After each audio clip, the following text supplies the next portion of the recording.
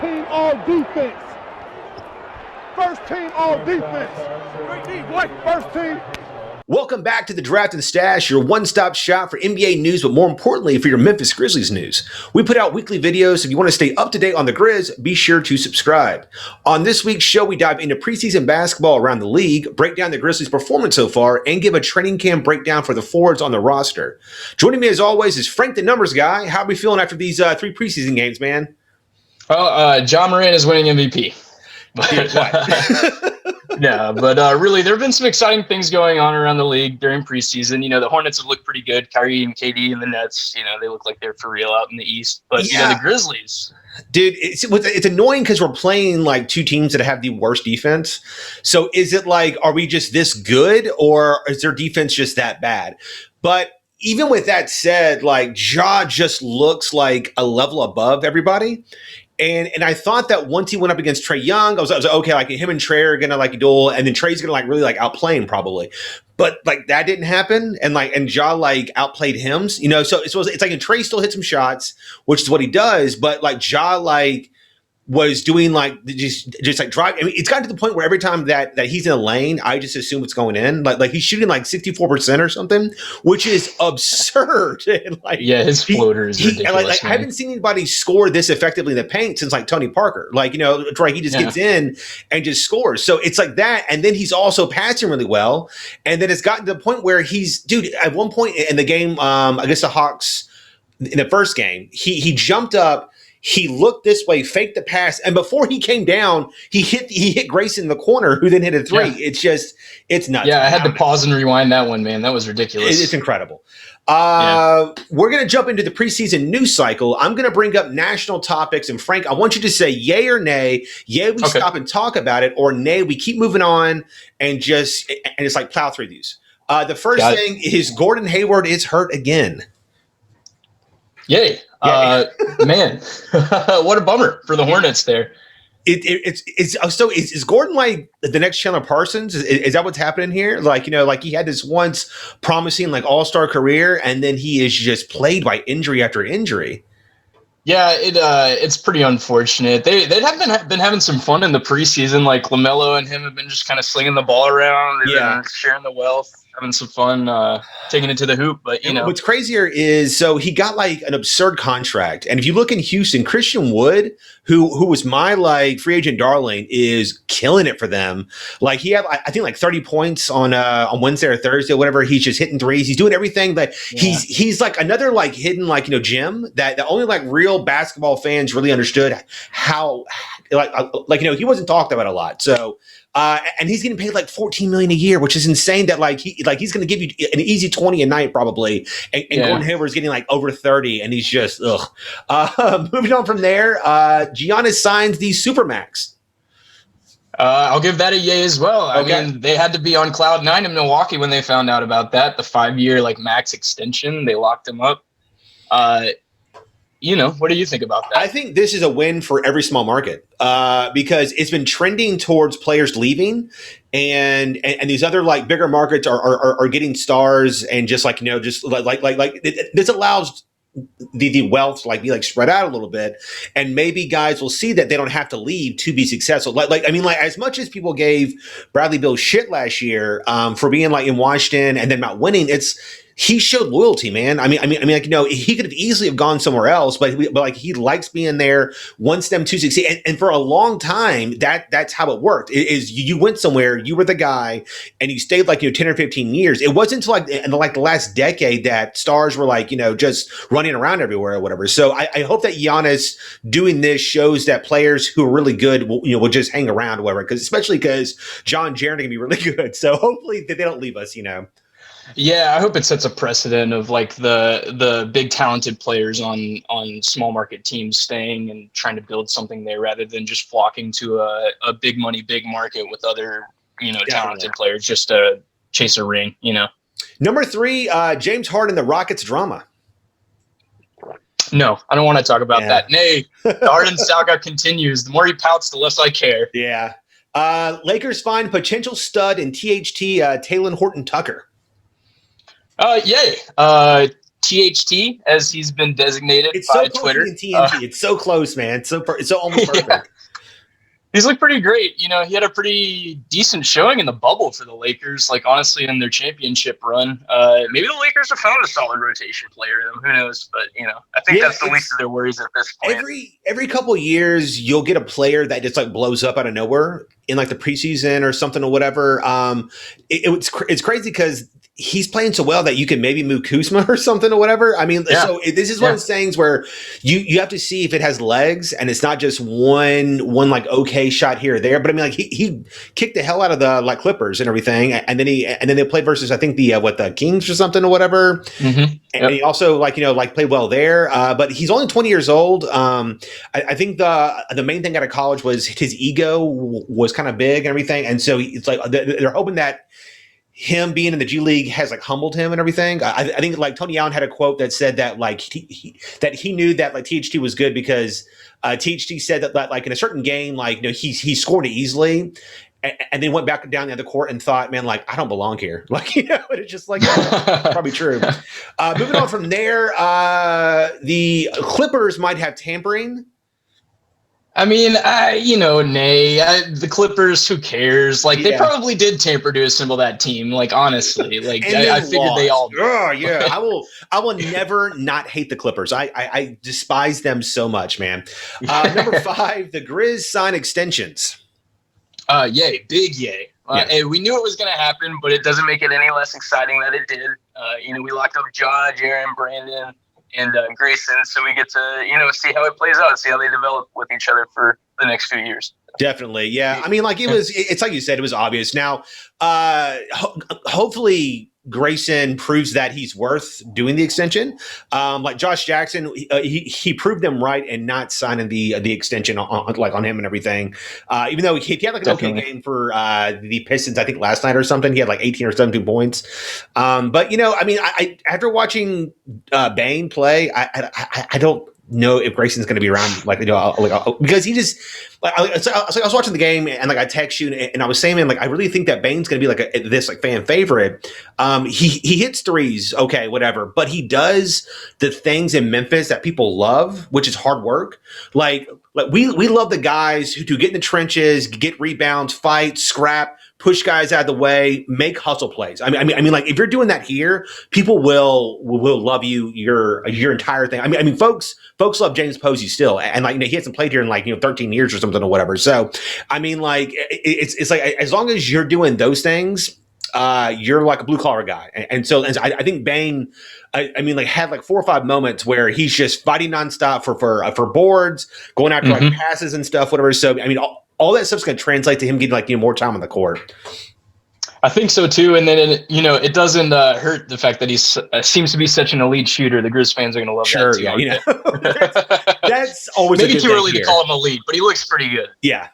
The Memphis Grizzlies move into training camp with 4 solid to great forwards in Jaren Jackson Jr., Justise Winslow, Brandon Clarke, and Kyle Anderson. Length, versatility, and defensive tenacity define these skill sets that all these guys offer and bring on a nightly basis. But is that enough in the tough Western Conference? If we're talking about the forwards, we have to start at the top of the rotation with the starters, more specifically with Jaren Jackson Jr.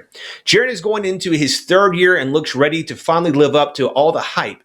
In 2 years, Jaren has shown that he was worth the gamble as a top 5 pick and has slowly become every analytics favorite player for future stardom. And why not? Jaren is 7 foot tall, athletic, runs the floor, can handle the ball, plays good defense, and he can shoot the lights out from the arc. So what's holding him back? Jaren, even with his size, is still prone to getting beaten defensively by stronger players, causing him to commit dumb and costly fouls. No matter how much talent you have, it means nothing if you're on the bench. Jaren also gets caught trying to do a little too much on defense, trying to guard the whole court. Over helping on defense, trying too hard to like block every single shot. Jaren has great skill on the defensive end and great awareness for his age, but he has to learn to focus more and play within himself. Jaren's other key needs is his rebounding. You can argue that Jonas being in the paint hurts Jaren's overall ability, but it's also his lack of awareness on where rebounds bounce here and there and overall shot awareness. Jaren's final flaw is his health. Jaren has amazing potential, and the team is much better with him out there on the court. But Jaren has been shut down both of his years and won't be available for the first month of this season. Let's hope that all these bumps and bruises are behind him and don't hinder what should be an all-star field career. Yeah, so talking a little bit about Jaren. In his second year, Jaren posted pretty solid averages of 17.4 points per game, 1.6 blocks, and 2.5 threes per game. His game's pretty unique, and it bears out in the stats. His three-point percentage and his three-point attempts exploded to 39.4% and 6.5 attempts per game in his second year. With that increase in volume and efficiency, his scoring average leapt nearly 3 points per game from 13.8 to 17.4, as mentioned. This is obviously Jaren's primary offensive weapon and a big part of what makes him so special. His sharpshooting combined with his energy and hands on defense make him a true two-way threat. While he literally led the league in fouls last season, he often won defensive battles, clocking in with 1.6 blocks per game, good for 10th in the league. If Jaren can scale back his efforts just slightly and focus more on making the right defensive play more consistently, his blocks per game could definitely take another leap. Having said that, staying on the floor and in the right positions is really what matters for Jaren at this point. He looked to have taken another leap when the 2019-2020 season resumed in Orlando, averaging 25.3 points per game, 3.3 threes, and 1.7 blocks in the 3 games he played. So this upcoming season, he won't be playing at the start. When do you think we'll see him? I think a month. I'm thinking like late January, probably. I believe that Justise is going to miss the first couple of weeks. So he'll probably miss like the first 10 games. And I think Jaren will probably miss like the first 20 or something. Yeah, I hope it's not much longer than a month. I'm excited to see what he could do this season, honestly. But, he had his meniscus repaired rather than removed. And I've heard before with other players that when they do this, and combined with like proper rehab, it can lead to less issues down the road with the joint. Yeah. So he's doing it young. Hopefully he gets this behind him and it can sort of just be a footnote in an otherwise healthy career. I guess we'll just have to wait and see with that one. But yeah, Jaren's a special player, man. I'm really excited to see what he can do this season. So let's move on to the other starting 4 position at the small 4 position, which will be Justise Winslow. Justise Winslow has all the right tools to be a great 3-and-D player and a solid wing scorer. Unfortunately, Justise has been doing his best Mr. Glass impersonation his whole career, as he was hurt the majority of it, only playing 241 games out of a possible 401. With that said, Justise was a strategic play. His contract is small for his good potential. There's only 1 year left on the deal, and making trades for pieces is always easier than trying in free agency. Grizz fans must be getting injury flashbacks as we just suffer through the Chandler Parsons plague that effectively killed the grit and grind era. But I'm glad to say that this will not be the case with Justise. He is younger, his cost is way down, and there's no long-term damage if he walks. On the court, Justise is damn good. He brings defensive versatility that will be much needed to allow Dillon to guard the lesser of the 2 wings. Justise is also a solid playmaker and ball handler, as you can argue his best year came with him playing the point in Miami. Justise will need to get healthy, work on his shot, and give job relief handling the ball from time to time if he wants to maximize his potential here and earn that next big deal. Yeah, so a little something about Justise here for some Grizzlies fans. We haven't seen him in a Grizzlies jersey yet, so there might be some people out there that don't really know much about him. He's sort of a combo wing forward. He can play multiple positions. He's listed as a power forward point guard, which is kind of unorthodox. Yeah. He's 6'6". He's only 24, but he has had a pretty injury-addled career so far. He hasn't played a great percentage of the possible games that he could have. He came from Duke, where probably a lot of people saw him play basketball there. He was the 10th pick overall in 2015. So. For the Grizzlies, Justise profiles as the 3 or maybe a small ball 4, even a 5 at times. He's honestly, like I said, sort of a positionless wing. He can initiate and control the flow of the offense, make efficient plays, and defend opposing guards and wings at a really high level. His shot is not very efficient, and that's being kind with words there, honestly. In 11 games last year, he scored 11.3 points on 38.8 field goal percentage while shooting 66.7% on free throws and a pretty abysmal 22.2% from 3. Really, Justise is most effective in an offense when the ball is in his hands and he can make decisions while reading the opposing team's defense to set up his teammates. What do you think of his ability to control the offense? Maybe play a little bit of point guard, take, like I said, some pressure off Ja? It looks as if allowing Ja to play off the ball is going to be like a pretty key factor here. In the first 3 games so far in the preseason, it's not been uncommon for Tyus and Ja to both be out there together. And I mean, Ja is like, he had a really good ability last year in his rookie year to cut back door, and his quickness. It seems as though most teams are putting their like larger wing on him, and so his athleticism is going to have to be like his big calling card there, trying to get around those guys and playing off the ball. He's already much faster.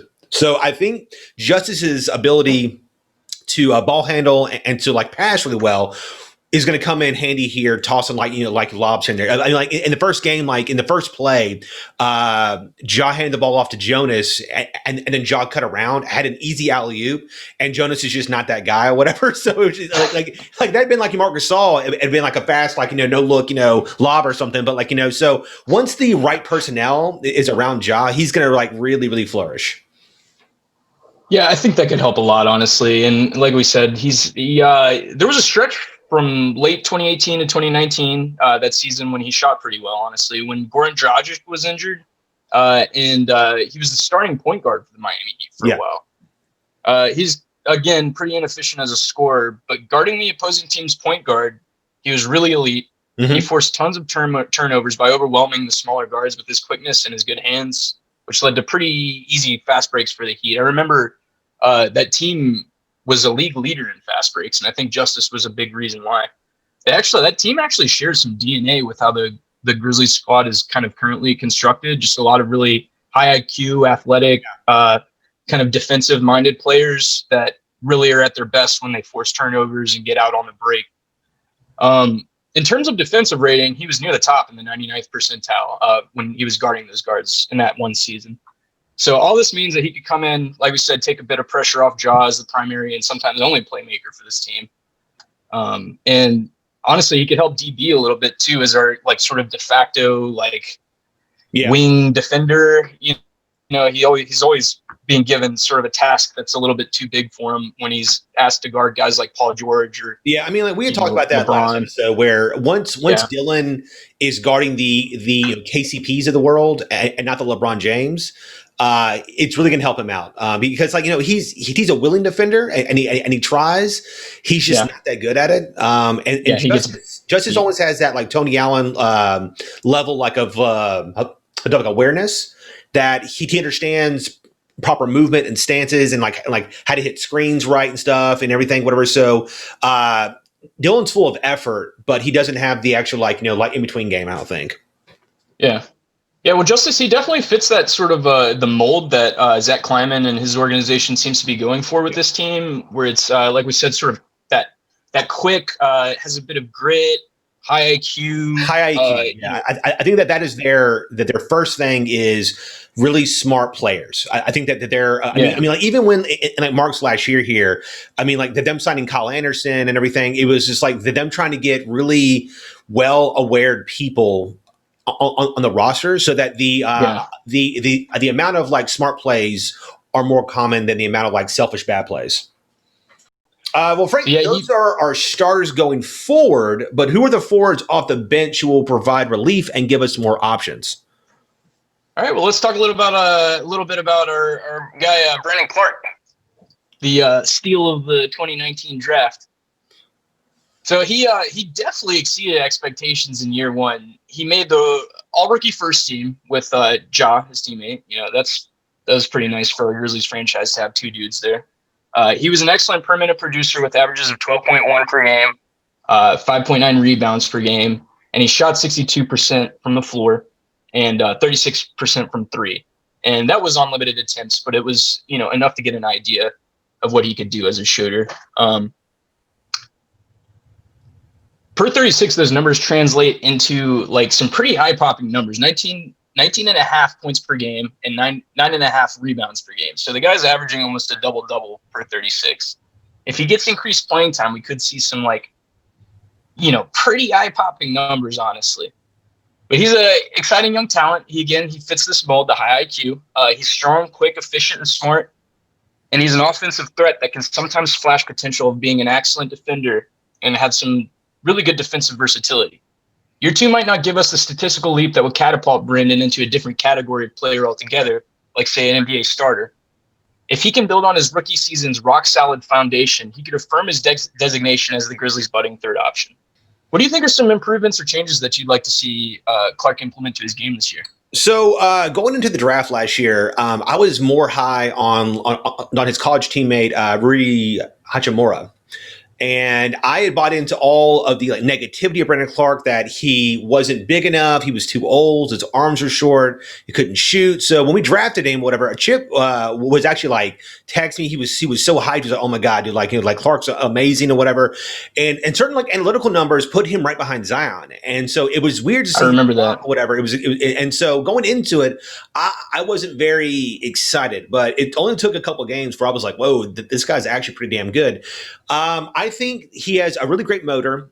He plays above his size, but he needs to work on his ball handling and then trying to maximize his shot. He doesn't need to be like a Ray Allen or anything out there, but as long as he can hit the casual open jumper, shoot around in the 34% or so on about 4 attempts a game, I think that's totally doable. But currently he can't really handle in traffic, and he'll get trapped here and there and stuff, whatever. And then a bad turnover happens. I don't know how much better he can get. I mean, he's probably already at 80% of what he's going to end up being, as opposed to you look at Ja, who's 60% probably. And so there's a huge window for him. I think Brandon can get better. But it's like you were saying, I think him being a starter is his maximum there.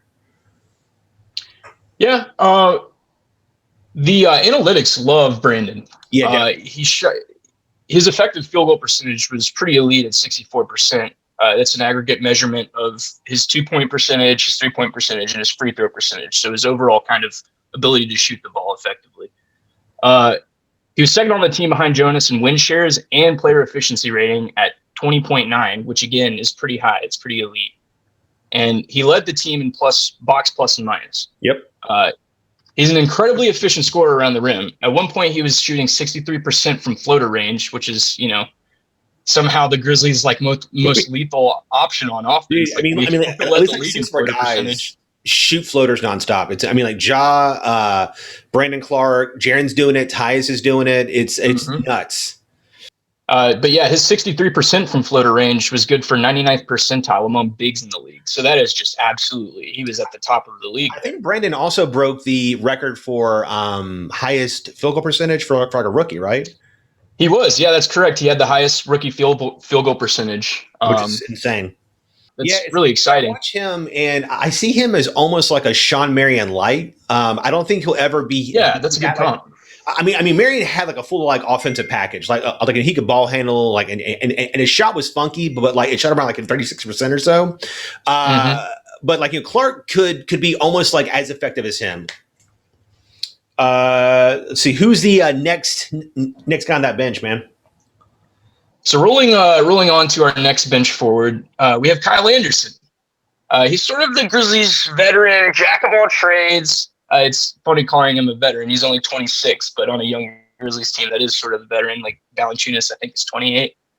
But Kyle Anderson comes in super slow motion off the bench as a nice playmaker and a plus defender.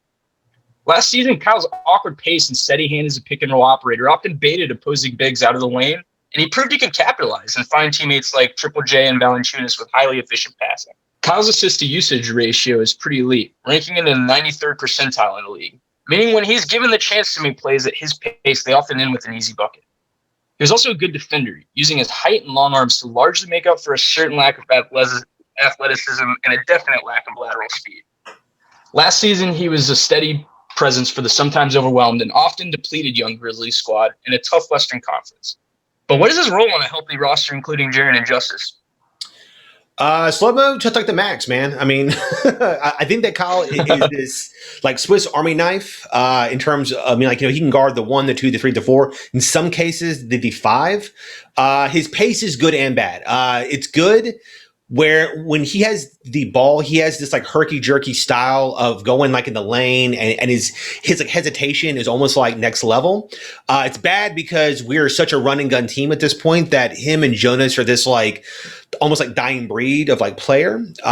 His shot is a constant close your eyes moment because it's so like unorthodox. Even though it has been better, even like in these like most like recent games, he just continues to prove why he's like in the league, and it's like every time that I think, oh, we'll just trade Kyle or something, like he'll play and do something, like he's kind of cool, whatever, So and then he's been in the league so long, it's weird to think that he's only 26. You're like, oh wow, so he's been in the league for like I think like 6 years now or something, but he feels he feels so much older than that.